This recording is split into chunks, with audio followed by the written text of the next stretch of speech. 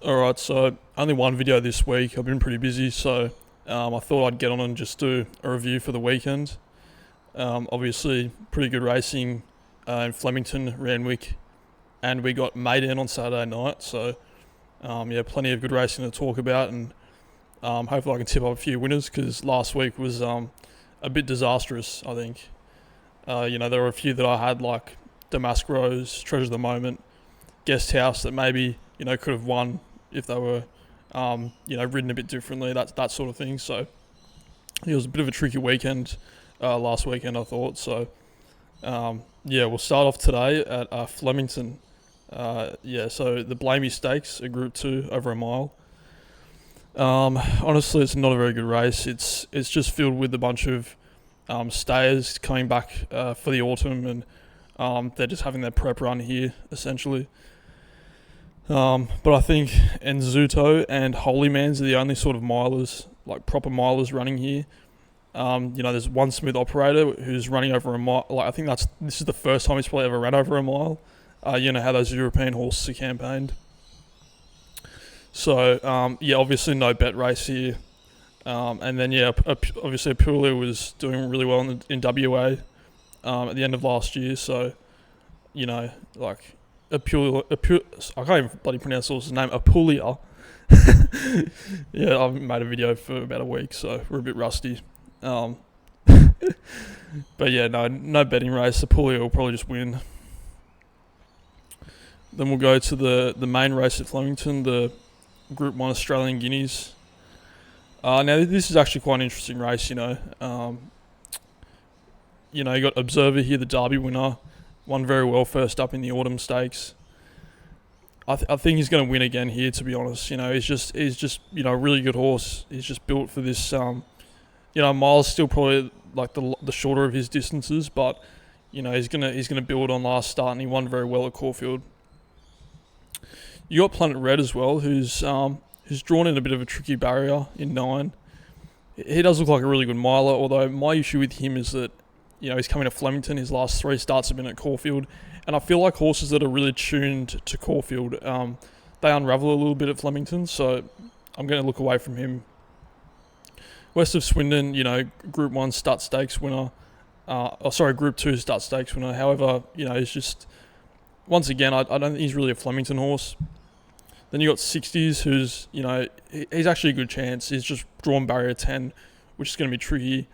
Damien Lane is flying at the moment. I think he rode about 3 winners last Saturday. So, good jockey, good trainer. Like, I like everything about the horse, to be honest. But yeah, barrier 10 is just a little bit tricky.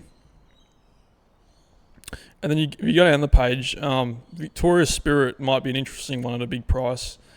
Ran 3rd behind Observer at Caulfield last start. He might be worth an each way play, but I think Observer's going to win here. He's just a better animal, essentially. He's only going to get better as the autumn goes on. So that's about it for Flemington, I think. There's only really 2 races to talk about. There's a sprint race worth a shitload of money for English horses, but I can't really be bothered to talk about it, to be honest. There's better racing elsewhere. Alright, so we go to Randwick. It was raining quite a lot in Sydney yesterday. However, it says good 4 on the RaceNet website, which I think might be a little bit misleading, but we'll go ahead as if it's going to be soft, I reckon. So the Group 2 Sweet and Breast Stakes for the 2-year-old fillies. I won't spend much time on the 2-year-old races because, as I mentioned last week, it's difficult to get a read on a lot of these horses when they're so inexperienced. But I think Hardanger is if we miraculously get a good track, which we won't, but if we get a bit of a dry track, she looks pretty good, to be fair. Tommy Berry booked 3rd in the Widden Stakes last start. I think that's probably like a good price, $17 for a horse like her. Like, a lot of these are really unexposed. Kieran Starr looked pretty good in the Piero plate. No bet race for me, but if it does miraculously dry up a little bit, I reckon Hardanger, or Hardanger, however you fucking pronounce it. Stupid name for a horse. yeah, I think could be worth an each way play there. Right, we'll move on to the Skyline Stakes for the Colts and Geldings. Yeah, you got the two James Harron horses, Fireball and Knightsbridge. Both going pretty well. Although with Knightsbridge, I kind of struggle to work out how the Gold Coast form fits in with like actual form, if that makes sense. So yeah, look away from him. Fireball with J-Mac booked as well. Barrier 12 though, which is a bit tricky. And this War Woven, kind of similar to Knightsbridge. Like you don't know how that Queensland form's gonna stack up. Although to be fair, 220, like it must be a jet if it's that price. So yeah, it's no betting race. Like I don't even have a tip for this race, to be fair. But then there's some of these Waller horses down the bottom who are interesting, like Campione Italia. I think it was quite a short price in its debut. I don't know. I think it was like $5.50, which is like crazy for a debuting horse in a listed race. And then continuing this line of conversation, I guess, you got Central Europe, who was $7 in a Group 2 in its first start. So yeah, it must be working the house down, I'd imagine. Central Europe is a massive aura name as well. Like you can't not be. You have to be a good horse if you're called that. But yeah, it's just a good 2-year-old race, and hopefully this might throw up a superstar 2-year-old that might actually give Sydney horses a chance of winning the Golden Slipper this year. Because to be honest, they haven't looked great. But yeah, you never know. War Woven might be that horse that might come out of Sydney and jump out of the ground. All right, we'll move on to I think this is the first of the Group 1s. I know there's this fillies and this mares race for the 4-year-olds and older. It's an okay race. Manal, ran second last start. I think she was like second or third top weight in the Triscay Stakes. So probably the rightful favourite to run second there and is coming here. I don't have that much of an interest. To be honest, Dark Glitter looked good. Although she just might lack the class that some of these others have. But she plugged away nicely for third last week in that race that Lazura, that was one of the hardest watches. I wasn't even on Lazura, but that was a pretty grim watch for Lazura backers. We'll move on. I don't have much to say about that race, to be honest. Alright, so the Surround Stakes, the first of the Group 1s, 1,400 metres. I swear this used to be a Group 2. I feel like it's only like in the last few years become a Group 1. But we'll continue. So Tempted has been targeted at this race since the end of her spring preparation.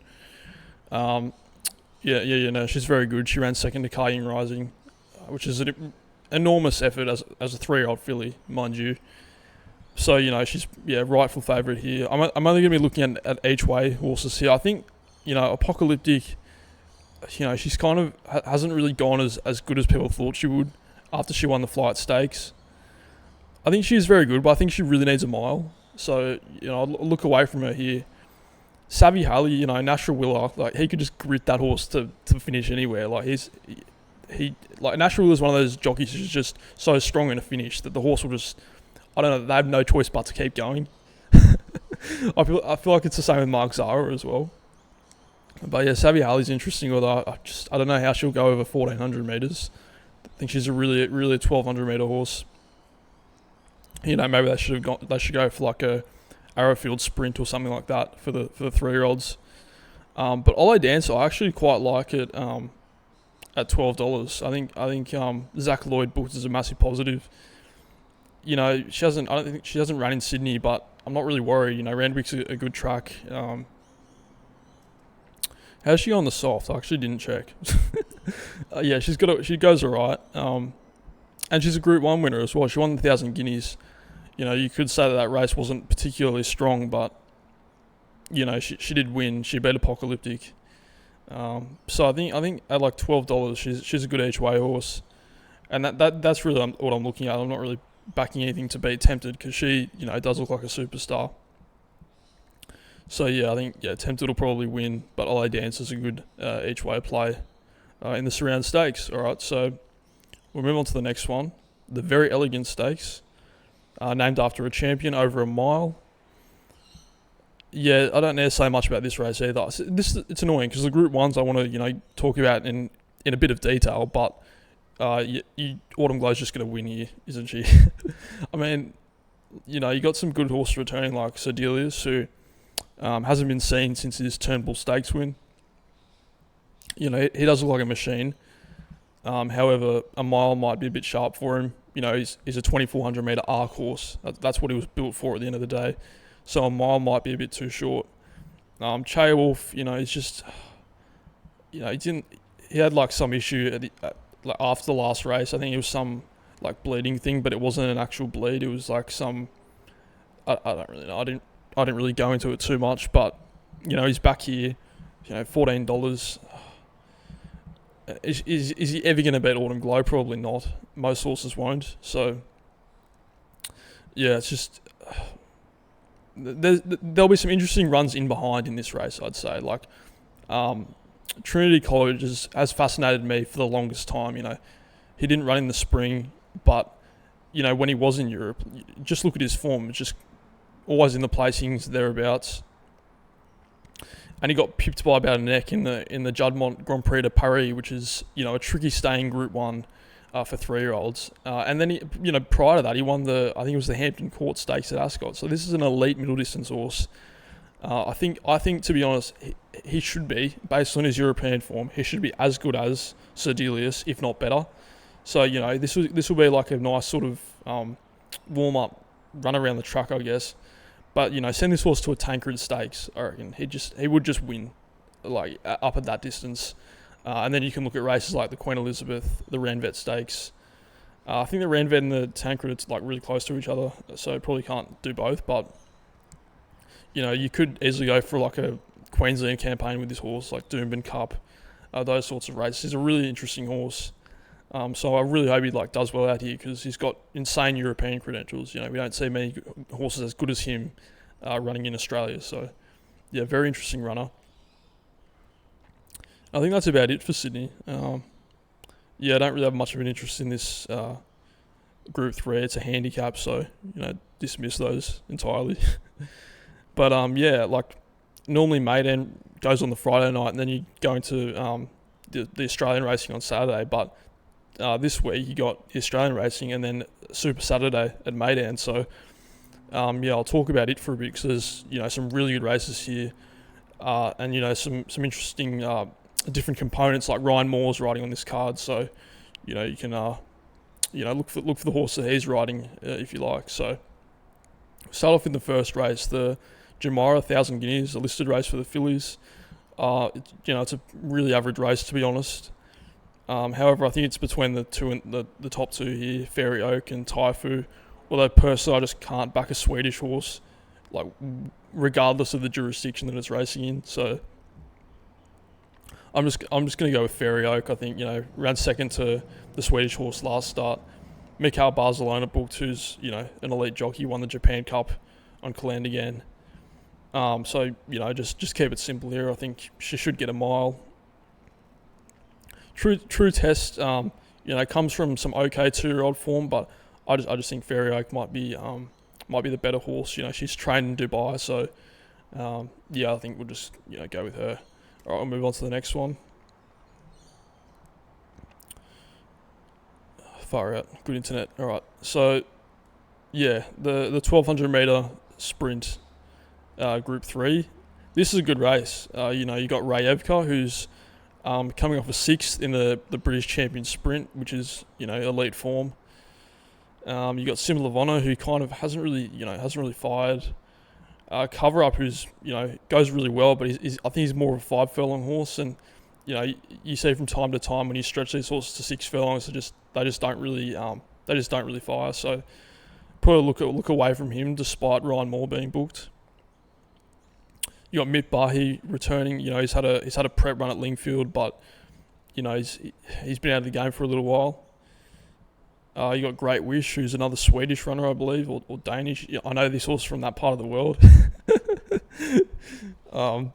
He won a surprise Well, he was a surprise winner of a listed race last start in Dubai. So there's some interesting horses here. Pontos is stumping up again. I'm sure we're the source of a lot of pace in this race. Well, the horses I've settled on here is Rayevka, obviously, because firstly, Francis-Henri Graffard has just been flying. He just is flying in general as a trainer.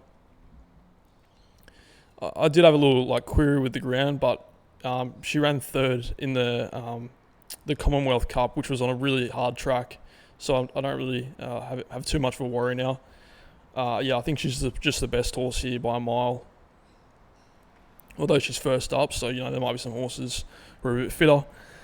And then Two Tribes is really interesting. He's got that handicap form, but that last start in a listed race, the one where the Swedish horse won, he actually proved himself a bit at this sort of set weights level. So, I think this is a really progressive horse.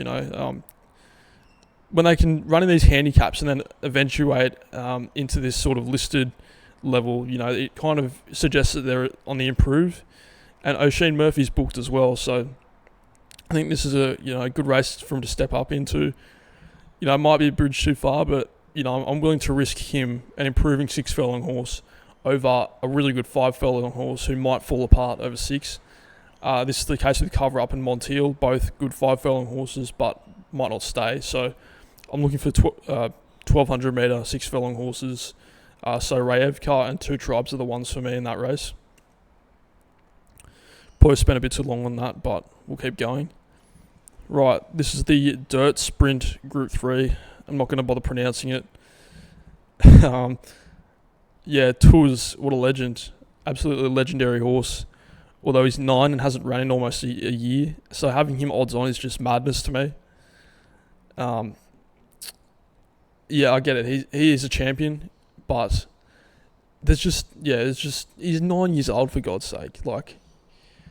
There's so many better horses here. Mufasa is a ridiculous price at 14-1 with Ryan Moore. I think I'll be on him each way. El Nassib's very good, but you can't back him each way here. And I think, what were they doing with him last start? He went on the speed, and his last prior starts he came from the back and just destroyed them. So I'm a bit wary of what they're going to do tactically with that horse. I think he is very classy though. But Mufasa with Ryan Moore just should be an easy play at 14-1. You can't not back it. You can't not back a horse like that at that price. So I think he'll be a good each way play. You got the Gold Shaheen winner last year, Dark Saffron, who just hasn't really fired at all this year. And then World Records, a horse with American form. This is his first run in Dubai. So it'll be interesting to see how he goes, but I think he's more of a 7 furlong horse. I think, he goes okay over the sprinter, the 6 furlong type distances, but I'm gonna lean towards the horse, that's run here for a little while now, Mufasa. Alright, so we'll go to the next one. The 1800 metre Singspiel Stakes, Group 2 on the turf. I'm pretty sure this race has been dominated by Godolphin in the last few years, and they don't have a runner this year, which is pretty strange, but it is what it is. Alakazi ran a monster race in the QE2 at Ascot last start. That was where I think Cicero's Gift won at 100-1, 200-1. So, good form race to one of the best Group 1 miles in Europe. I think he's probably the horse to be on here as well. He'll get a good ground despite being trained in Ireland. He might prefer soft, but he should get this good ground okay.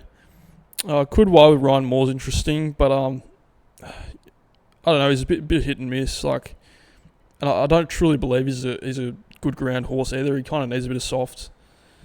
Maljum, ran third in the Dubai turf last year, but he's come back here with Michael Costa, who's he's got a lot of horses, but hasn't really had the greatest results as of late. Then you got Holloway Boy, who ran second in Qatar last start. I don't love that form line for him, although William Buick booked is obviously a massive positive. Dividend comes from this sort of handicap form, so I can't really can't really back him, although he might be like a proper improver for Richard Newland and Jamie Insole.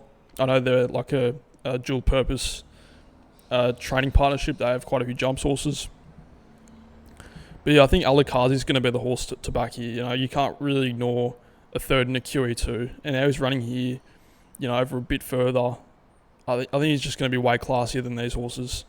And I really liked him in the QE2, I remember. But I think, you know, it's just that I backed something else, like Never So Brave or something, which just didn't fire at all. But yeah, that's me getting sidetracked. We'll move to the next race. Yeah, I think Alakazi just wins there. Yeah, the 2,000 metre Al Maktoum Classic on the dirt. This is the main lead-up race for the Dubai World Cup, which is about a month away now.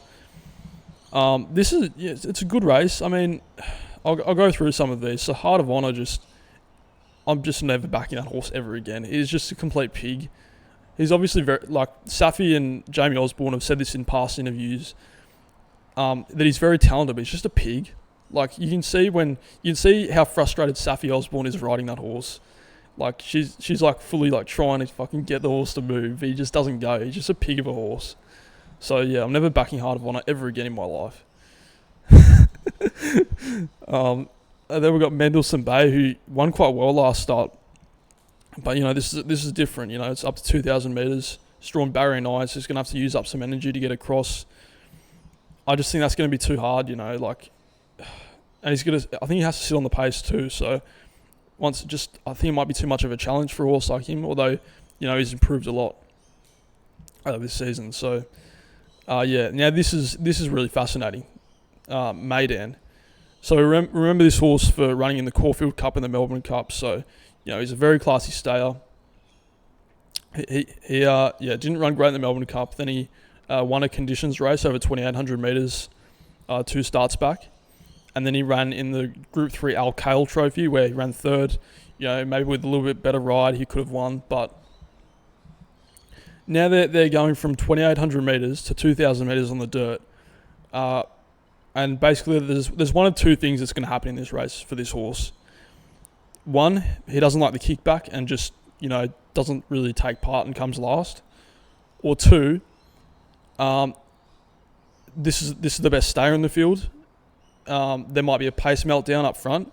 And if William Buick, who has done this in the past with horses like Thunder Snow, he might drop him out the back, like almost comically, like take him right out of the race, and then just come storming home down the outside, which on paper makes a lot of sense because here, you know, you've got some horses that are milers like Mendelssohn Bay, and I think I don't know. I think Generous Tipper might have been a mile. I don't know. I know Walk of Stars has done very well over a mile, but, you know, you've got horses here who, like, they're going to burn out. This is 2,000 metres. This is one of two, like, good 2,000 metre races in Meydan, the other one being the World Cup. So I think there is a world where Meydan just comes storming down the outside and wins. But they're horses, and a lot of the time they just hate the kickback. So, yeah, there is also a very... apparent world where, you know, he just eats dirt in his face and just fucking doesn't like it. So yeah, I'm really intrigued by Meydan. I hope he does well here, because that would be like really high IQ big brain play by Simon and Ed Crisford. You know, if he comes storming down the outside and wins. Oh, that's enough on Meydan. I was actually keen to talk about him here, but yeah. Then you got horses like Killer Collect. And it's quite telling as well that Tiger O'Shea's chosen to ride him over Walk of Stars. Tap Leader, who's I think he's like a Kazakhstan horse or Russian, one of those countries, and he's going quite well in Dubai. He's quite you know, higher up in the market than I would have expected. Then you got Antrim as well, who's going all right for Kyle Burke. It's interesting that, you know, he's got a runner here in this big dirt race in Dubai. But I think if I'm going to have a bet here, it's going to be on Killer Collect. You know, he was a very talented 3-year-old. He had quite a bit of time off here and there. But now he seems to be back. You know, he won last start at Jebel Ali in a listed race. Tiger O'Shea's picked him, which is an enormous indicator, I think. And I think it's 7-1. Yeah, just a good each way play. He's going to keep plugging along. I just remember it might have been in like a UAE derby. It was the one where Forever Young ended up winning. but he was like he ran an amazing race. It was either him or a horse called Autobahn, but they have similar colours. No, it wasn't even in the UAE Derby. It was in like a lead-up race. You know, he was a very talented 3-year-old, but he must have had some injuries or something. But you know, now he's back and he's in form, and Tiger Show's booked to ride him. So he is a very interesting runner, I think. Right, moving to the Dubai City of Gold, 2,400 metres. This will be a quick one. Rebels Romance is just day and night, miles better than all of these horses. You know, these are like 2,800 metre horses, like listed level, and this is a fucking like champion 2,400 metre horse. So yeah, Rebels Romance shouldn't even like get off the bridle here. This should just be a trot around. You know, Fort George, he's going quite well, but nah. What are we doing? Rebels Romance just like we'll just kill them here. The Burj Nahar, which is another dirt race over a mile. I don't think I'll have a bet in this race. It's notoriously quite tricky and can throw up a weird result. You know, last year a horse called Fort Pain One, who was a French horse, you know, not really like a dirt horse, ended up winning. I think there was a pace meltdown and he came flying home. But yeah, you know, you got Commissioner King here who's drawn terribly. King Gold, they're just going to drop him out and let him rip at the 400 metres. I don't really have much to say about this race. It'll be interesting though, because I'd say that the horses that do well here will go to the Godolphin Mile on World Cup night, which is worth a shitload of money. So yeah, it'll be an interesting race to watch. And then the last race, which is the 2,000 Guineas, which was won by ruling court last year. So, you know, this could be like a good sort of form line race for these up-and-coming European 3-year-olds. And obviously the market has thought that as well, with Talk of New York, after winning one start, is the hot favourite here, odds on. Yeah, you know, it'll be interesting to see how some of these go. Like Tal Gunner Joe's been out in Dubai for a while now. He's run on the dirt, and now he's having a bit of success back on the turf. So yeah, it'll be interesting to see how he goes. Legalize, who's a Southern Hemisphere 3-year-old, so he's actually a 4-year-old. I think that's how it works. Obviously carrying a lot of weight. You know, Title Roll's been going very well in Dubai this winter. I think I might just watch this race, to be honest. Pacific Avenue's actually has Qatar for. He's had 2 starts in Qatar this winter, so you know, kind of hard to see how good he is when he's running against shit opposition. So yeah, I think like it'll just be a watch race for me. Although Talk of New York might be the next ruling court. You never know. So that'll be it for today. It's a good, exciting weekend of racing coming up. If you like this sort of thing, like and subscribe. I normally do 2 videos a week, but I've been pretty busy this week, so I just thought I'd get the pre-weekend review out. So yeah, if you enjoy this stuff, follow me on Twitter, like and subscribe, and I'll see you later.